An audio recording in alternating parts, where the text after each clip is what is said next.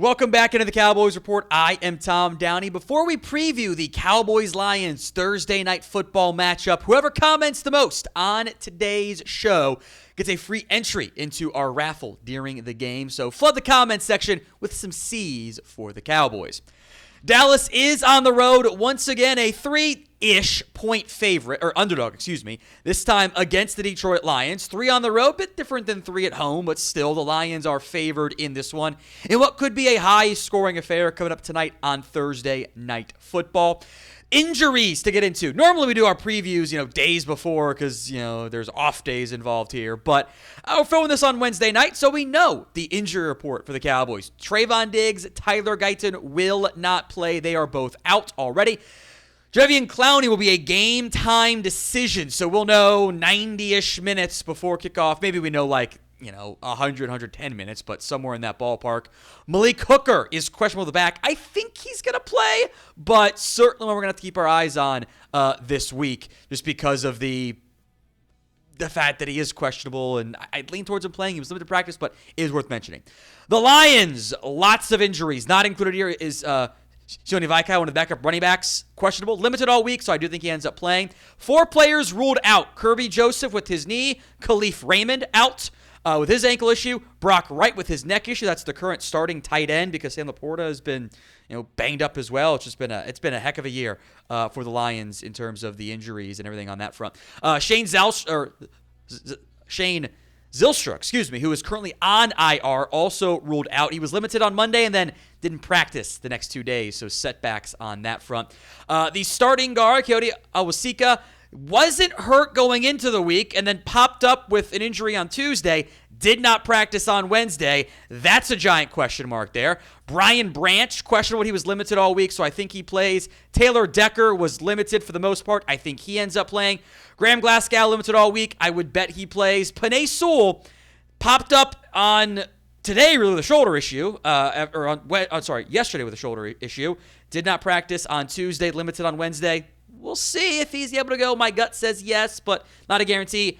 They're going to try their best as possible to make Amon-Ra St. Brown play. The ankle issue, didn't practice all week. They're calling it a game-time decision. I still think no, but we'll know in just a couple of hours on that front. So some key injuries to monitor for the Lions. Let's talk matchups to watch. First up, this is the Cowboys defense, specifically on plays in which the Lions decide to use motion and how all of that looks. The Lions this year have used motion on 69.6, which is nice, percent of their snaps. That is the 7th most in the NFL. Also nice, they average 6.9 yards per play with motion. That leads the NFL. The Cowboys, meanwhile, when facing plays with motion, allow the most yards at 6.4. This is what happens when an unstoppable force means a very movable object. And maybe the personnel changes will help on that front, but how the Cowboys handle motion and all the pre-snap candy is going to be a big deal in this one.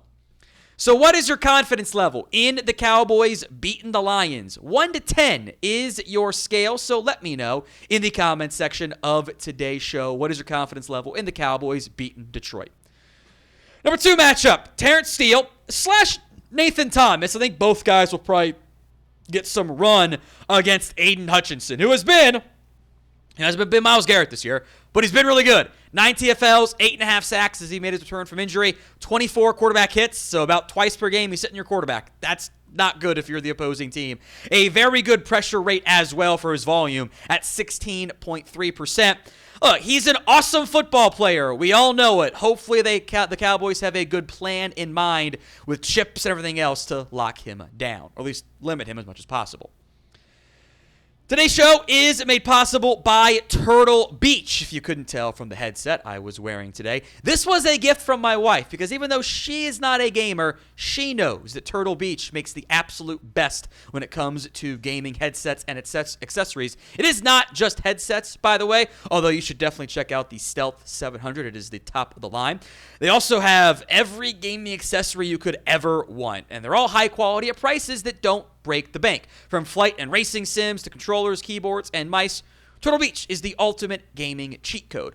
This holiday season, get the ultimate immersive gaming experience with Turtle Beach today. For a limited time, head to turtlebeach.com/chat and use code chat for 10% off your entire order. That's 10% off your order at turtlebeach.com/chat with promo code chat. Don't delay. Get the perfect gift now. Happy holidays from Turtle Beach. Link will be in the comment section and the description of today's show. All right, matchup to watch. The left side defense against specifically what happens when the Lions try to run the ball to the right side. Some great stats here from Next Gen Stats. Lions running backs have rushed to the right side of the formation at the third highest rate in the league this year, which is still just 56.3%. But they're averaging 6 yards per carry when they run behind the Tate Ratledge and Penei Sewell combination. When rushing to the left, they average just 4.2 yards per carry, a little bit closer to league average. Jahmyr Gibbs has been incredibly effective on right side runs, recording position highs in yards per carry at 7, touchdowns with 9, and rushing yards over expected 221. That right side of the line does a really good job. I think technically that big Giants run in overtime was also to the right side of the line. But you got to have success containing the Lions' run game, or else that duo will run all over you. Matchup number 4. We mention this every week, and I'm going to keep doing it on these shows. Zone versus man against the quarterback. In this case, I would anticipate more looks for zone coverage against Jared Goff. The numbers aren't drastically different, but Goff is completing admittedly about a 10% higher rate in zone coverage. The yards per attempt is just, 1 higher. But the touchdown-interception ratio is drastically different, and the EPA per play is slightly lower in zone coverage. And if they don't have Amon-Ra St. Brown, or at minimum he's not 100% able to go, I do think that kind of limits some of the effectiveness against both man and zone. So I am extremely curious how the Cowboys approach this one. 2 quarterbacks that have been in the All-Pro, Pro Bowl conversation for a bunch of years now. Same draft class, by the way. Who is the better QB? DP for Dak Prescott, JG for Jared Goff. Let me know in the comments of today's show. Matchup to watch, number 5, the George Pickens and CeeDee Lamb combination against a very banged-up Lions secondary. You see DJ Reed there. He's one obvious starter. Amik Robertson, and the nickel is going to be Robertson when they go to nickel, or they roll down to safety. Avonte Maddox, they put Rocky Sin out there. They're banged up now that Terry Arnold has gone on IR. They can't do the Reed-Arnold-Robertson combination. It makes things tough on them. And I think there is the possibility for Lamb Pickens to have success through the air. Lions have not done a great job stopping the passing game. They play a ton of man, by the way. DJ Reed's awesome. I don't think he can hang with Lamb and Pickens every play. And if it's not DJ Reed, I don't think the other guys can hang with Lamb and Pickens either. Who has more yards in this one? CD for CeeDee Lamb, GP for George Pickens. Let me know in the comments section of today's show. Who do you think ends up having more yards in this one? Let's talk some players to watch here. We mentioned players, but a bit more specific here. Number 5 is Javonte Williams. Lions have done a good job for the most part against others. They have some really good run stoppers on the interior. DJ Reader, my guy Ali McNeil. They drafted Tyleik Williams in the first round. Roy Lopez actually does a pretty good job as a run stopper. I do think you still have to try to run the ball a little bit with Javonte Williams. The Cowboys have done a good job of staying committed to it, mostly within reason. I want to take those 2nd and 10 runs and push them to red zone runs. Just want to balance it out like that.